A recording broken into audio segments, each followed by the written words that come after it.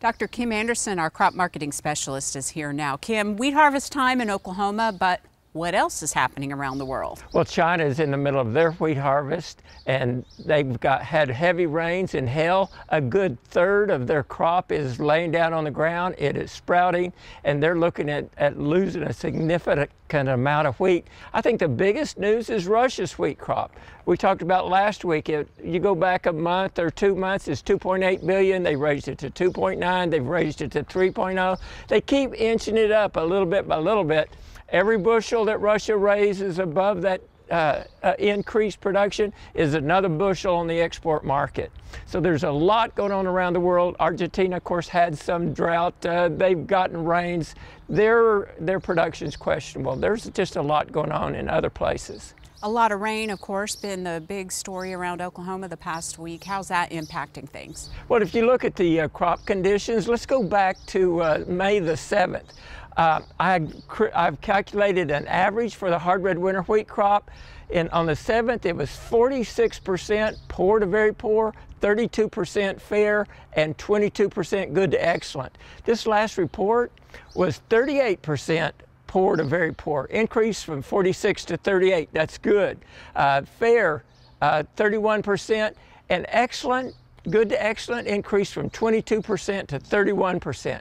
Now you come to Oklahoma, 7th, we were 64% of our wheat was poor to very poor. Now it's 26%. You look at fair, 29% to 37%. Good to excellent increased from 7% to 37%.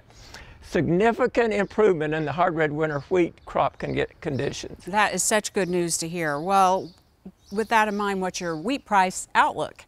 Well, if you go at price prediction, and of course the first thing you know when you predict a price, it's wrong. And very few crop or marketing analysts predict prices anymore, but I'll do it. Let's go back to February and look at the prices. Back then we were around 830. In about 12 marketing days, we dropped down to 720, a $1.10 drop. We increased $1.35 or gained it back to 830 as we got into April. In 12 marketing days, we dropped down to 695. In about 11 marketing days, we'd back up to 855.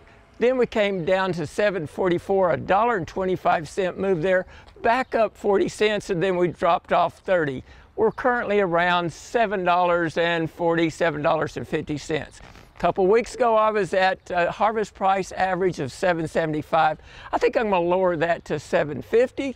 If you look at this volatile range, it's about plus or minus 75 cents. So that gets us $6.75 to $8.25 with an expected of $7.50. That is a lot of information you packed in there. Let's talk about corn and soybeans now. How are those markets looking? One last thing on that wheat price. I'm probably wrong.